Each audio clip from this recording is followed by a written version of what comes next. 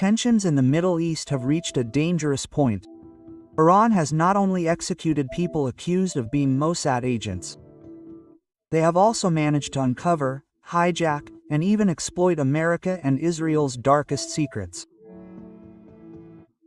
Imagine all the assets previously used to bring down Tehran, from spy networks and intelligence technology to global connections, now turned upside down. Weapons that were once aimed at Iran have now been turned around and are ready to be fired back at their original owners.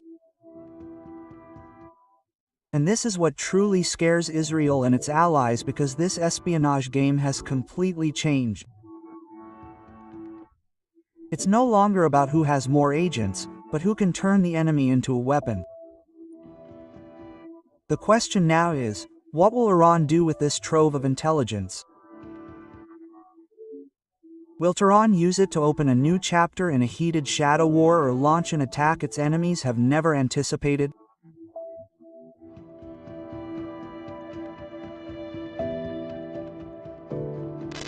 Imagine this. Amidst the hustle and bustle of Tehran, there is a doctoral student in nuclear engineering at Amir Kabir University of Technology. His name is Rasba Fadi. He is intelligent, quiet, and respected in his community. But behind that academic facade, it turns out, hides the darkest secret that will shake Iran's future. Iranian authorities say Fadi was more than just an ordinary student. He was suspected of being a Mossad agent who coolly leaked the location, activities, and security systems of Iran's main nuclear facility. The most horrific accusation is that the information he sold is believed to have triggered the assassination of a senior Iranian scientist in an Israeli airstrike in June 2025. And the reward wasn't a suitcase of cash or a foreign bank account. Everything was paid in cryptocurrency, transferred neatly every month from abroad.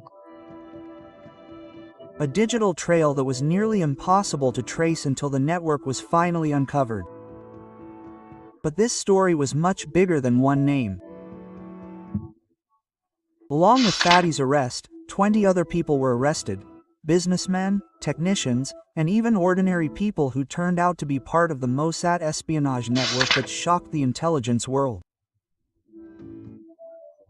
Authorities also discovered a Mossad hideout used to produce kamikaze drones, small but deadly weapons, and detained a group believed to be involved in the 12-day war. From that location, 3 rare SIG MCX Redler rifles were seized. And that wasn't the end of it. In another raid, 6 additional Mossad agents were arrested. In the basement, Iran discovered Spike ATGMs, Israeli-made anti-tank missiles, micro-reconnaissance drones, and dangerous explosives. All neatly stored, as if ready to be unleashed at any moment. This major operation was more than just a mass arrest. It was a symbolic victory that dented the reputation of the Mossad, an intelligence agency that had long been renowned for its slickness and untouchability. The big question was, with all these assets now in Tehran's hands, would Iran destroy them or use them to launch a counterattack that could change the course of the conflict?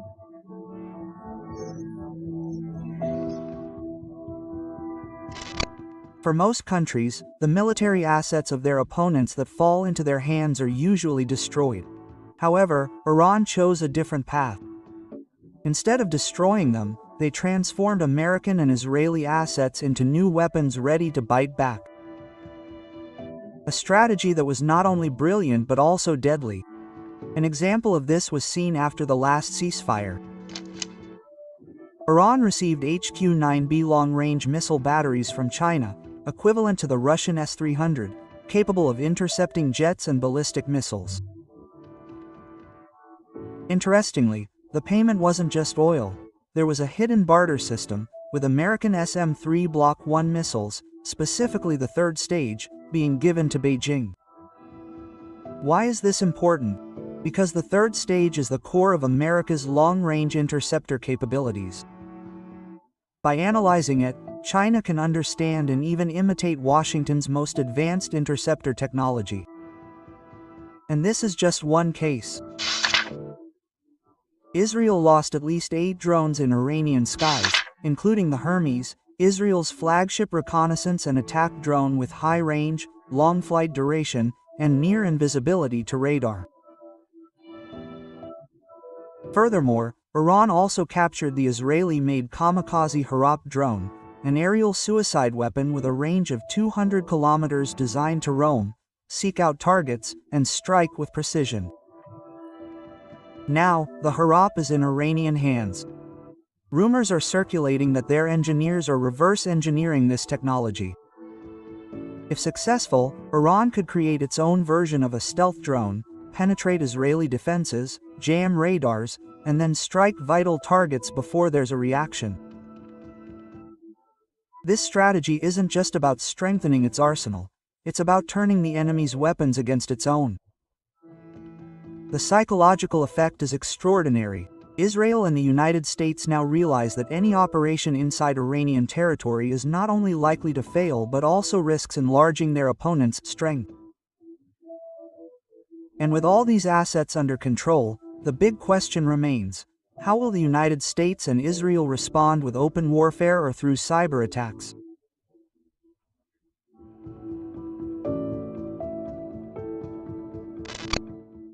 Israel's retaliatory strikes weren't always echoed through artillery fire, but were felt in the unseen world, cyberspace. This is where a new chapter in the conflict began. A few weeks after the 12-day war, Iran made accusations that sent shivers down the world's spine.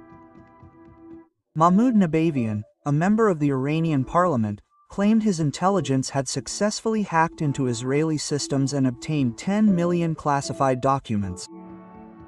Some of those files, Nabavian said, were even handed over to the IAEA, the agency that oversees the world's nuclear programs. However, this is where the most heated accusations emerged.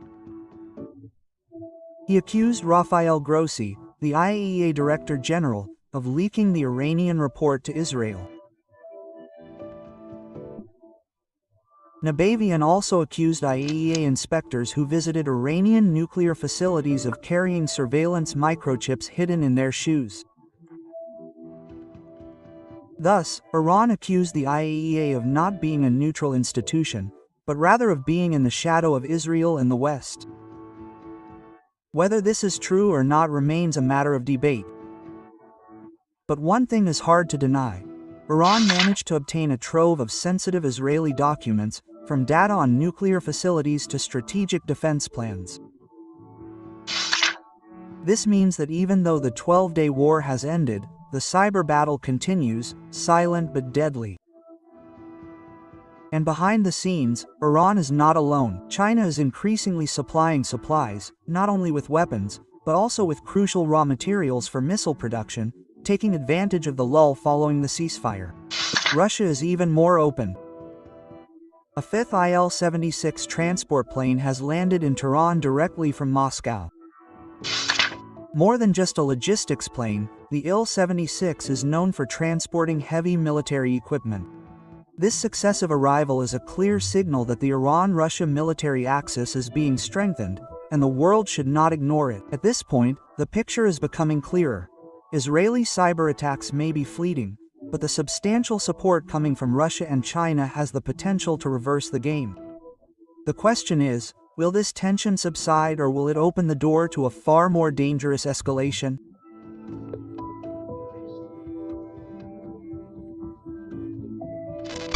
After a storm of covert operations, silent cyber duels, and a dance of diplomacy full of intrigue, Iran now stands at its most critical point. 3 pressures are hitting simultaneously. From the military, the shadow of an Israeli counterattack continues to lurk, ready to strike on land, at sea, and in cyberspace. From the political side, the trap of international isolation is increasingly closing the door. And from an economic perspective, suffocating sanctions continue to sap their last breath of room for maneuver. The options are equally toxic. Restraint means losing influence in Gaza, weakening Lebanon, and facing the collapse of one's own economy. But if they choose to move forward, they risk the flames of open war that could explode into a regional catastrophe. However, there is a new fire in the Iranian people after the 12-day war. They are now more alert, more united, and more courageous in standing up to external threats. For the leaders in Tehran, this popular spirit can be an invaluable weapon. Will it become a protective shield or a barracks that encourages a mad dash towards confrontation? And this is the big question that now hangs in the air. Is the world witnessing the end of the Iran-Israel shadow war or the beginning of a new chapter of open conflict that is far more vicious and deadly? Yes,